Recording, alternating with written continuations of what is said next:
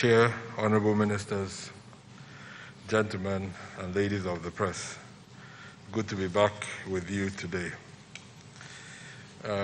Like you know, I have just returned together with Dr. Fiona Bracker, my colleague at the WHO, from a 4-day trip across 9 states of Nigeria.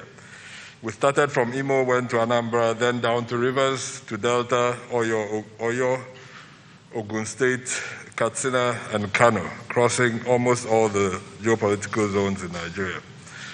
The aim of this trip was really to gain a better understanding of the progress that we're making and the challenges that we face, the priorities and the issues at the subnational level in order to shape a better response.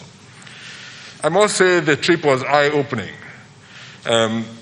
We really saw firsthand incredible efforts being made across every state in Nigeria.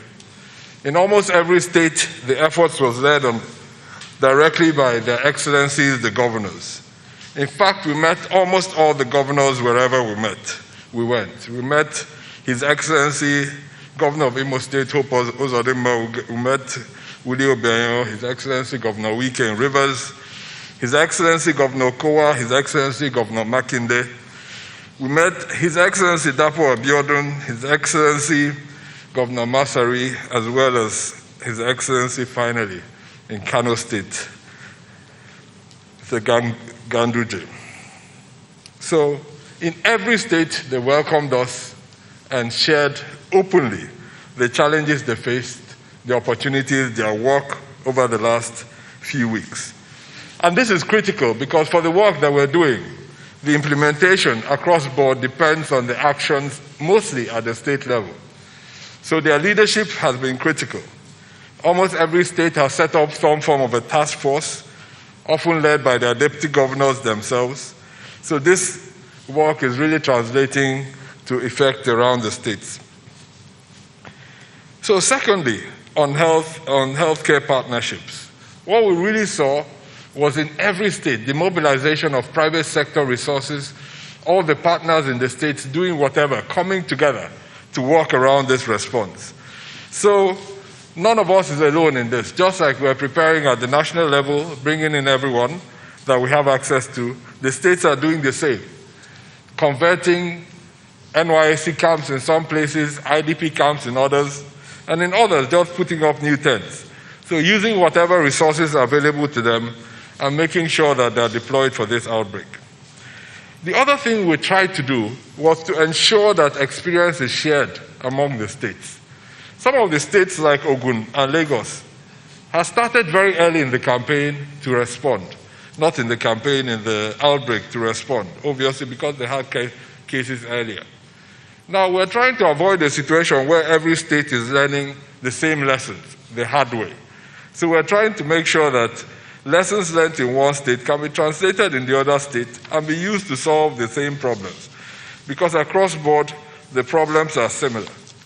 So really, a lot of our mission was to share information, make sure that every state had the benefit of learning from other states, and therefore didn't have to solve the same problems over and over again. Of course, every state was also struggling with how to use their human resources and how to repurpose individuals doing different things. So developing staff capacity in IPC, in contact tracing and surveillance, in managing health, managing patient safety. All these were ideas that were shared. And we saw how a lot of the guidelines that we had developed at the national level were translated into guidelines at the local level and used in the different states.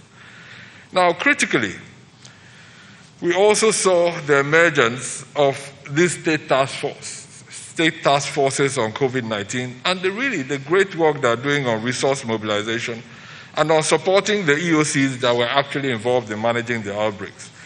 And we shared information that we had learned from some states in how to improve organizational efficiency, how to take decentralized efforts, and how to make sure everybody is working together. So on return, we are going to put our thoughts together. We have started doing this together with Dr. Bracker, and that will feed into some of the decisions that we made over the next weekend around the next few weeks. One thing I must say is that the entire country is in this together, and it was really gratifying to see the hopes, the energies, but also the challenges.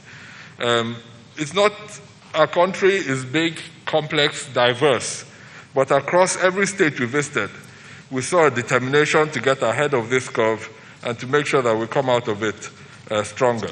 So I'll be willing to answer any questions during the session on the differences in the response in the different states, and open to any discussions further on the great work being done at the state level. I'll use the last few minutes to really say thank you to the Nigerian Air Force.